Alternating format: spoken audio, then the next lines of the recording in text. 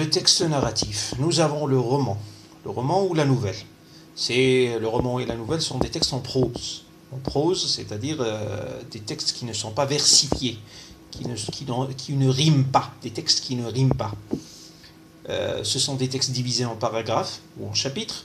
Ce sont des textes qui alternent des actions et des descriptions, c'est-à-dire de la narration, et des dialogues, c'est-à-dire des discours.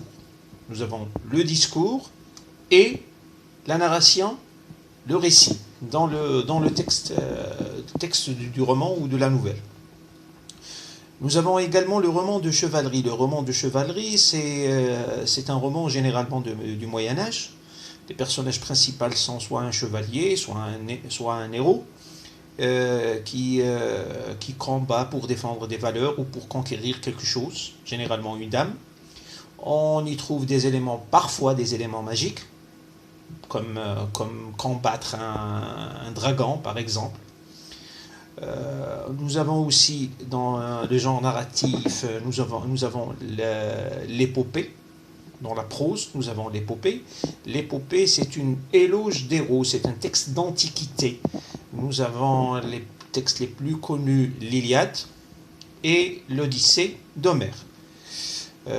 Dans le texte narratif, nous trouvons également le conte. Dans le conte, c'est un texte en prose qui commence généralement par une formule d'entrée. Il était une fois, par exemple. Il utilise souvent l'imparfait et le passé simple comme temps. Les personnages sont de type imaginaire, généralement des animaux qui parlent, des ogres, des princesses, des rois et des sorcières. Ça parle généralement d'éléments merveilleux comme la sorcellerie, la magie, la baguette magique, les châteaux ensorcelés, les dragons, etc. Des animaux qui parlent. Ça se ferme généralement et ça se clôt par une formule de fermeture qui est généralement ils se marièrent et eurent beaucoup d'enfants, par exemple. Nous avons aussi comme texte narratif le récit fantastique.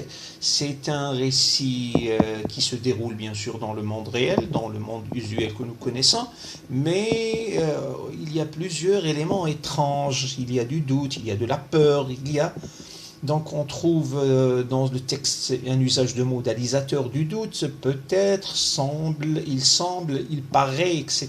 Généralement, l'usage du conditionnel et du subjonctif. Dans le texte narratif en prose, nous trouvons aussi le roman ou le récit de science-fiction ou de fantaisie. Le cadre est différent du monde réel, le récit se situe dans un passé qui peut sembler loin du Moyen-Âge par exemple, ou au contraire dans un cadre très futuriste, comme par exemple la guerre des étoiles.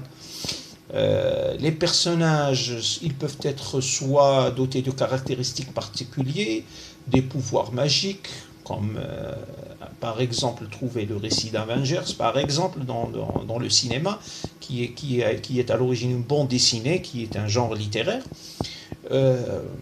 Ces personnages sont dotés de forces extraordinaires. Nous avons par exemple Harry Potter, le Seigneur des Anneaux et Avengers. Le texte en vers, nous avons le poème. Le poème, c'est un texte qui est le plus souvent en vers. Le poète prête attention particulière aux sentiments, à la musique des mots, aux images et figures de style. Nous avons aussi la pièce théâtrale. La pièce théâtrale, c'est un texte divisé en actes et en scènes. Dont les noms de personnages sont éventuellement des personnages soit satiriques, soit tragiques, donc selon le genre du théâtre. Et enfin, nous avons